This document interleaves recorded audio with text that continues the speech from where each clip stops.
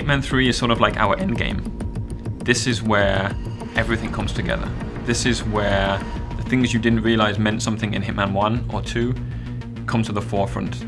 Having those holy moments when we flip something on you and make something happen that you were not expecting, and then just keep moving to the next thing until you have that moment of, that's it. We wanted to bring back what was the essence of Hitman.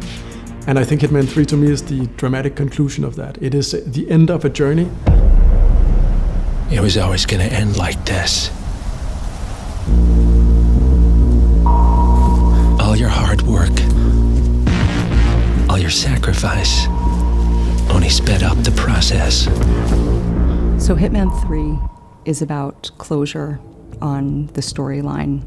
It's a trilogy, and it's also, as hokey as it sounds, it's a love letter to our core fans. We are taking the beautiful locations, the level design, these awesome environments that we have, and inviting them to explore, to be creative, and do things that they haven't done before in a Hitman game.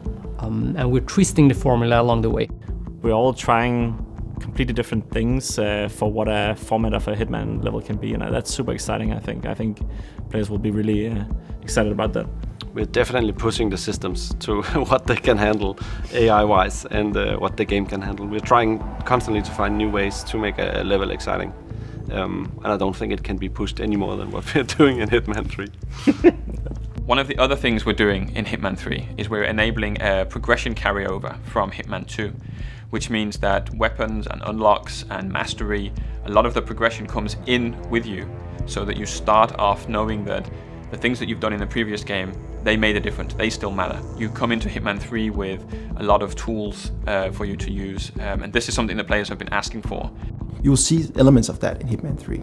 Things that fans want, things that fans have been talking about since Hitman 1, you will see in Hitman 3. I think what our players will like the most is going into this game not knowing what to expect, and then really seeing how the game takes them on a dark journey that is both intimate and emotional, and with some hope sprinkled in.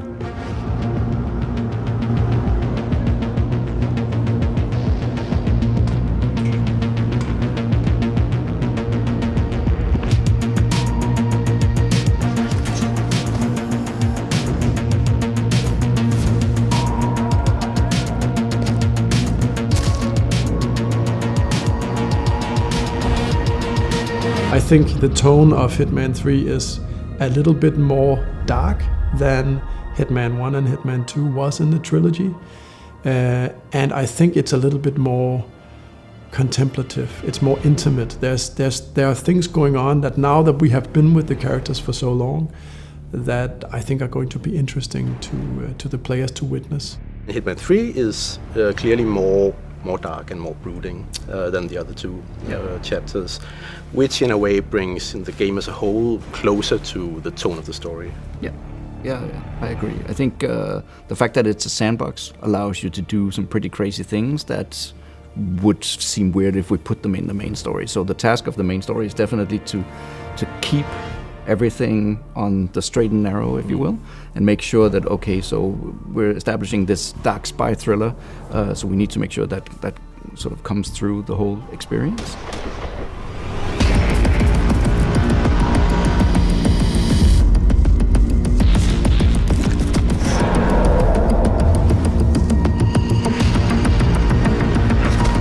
We are now independent, and Hitman 3 is a game that we completely publish ourselves, and that's pretty exciting to do that as a first. The self-publishing for us on Hitman 3 is the pinnacle of the relationship, unhinged, unfiltered, unplugged with our beloved franchise and our community and our beloved gamers on Hitman, is to have that connection as close as we can.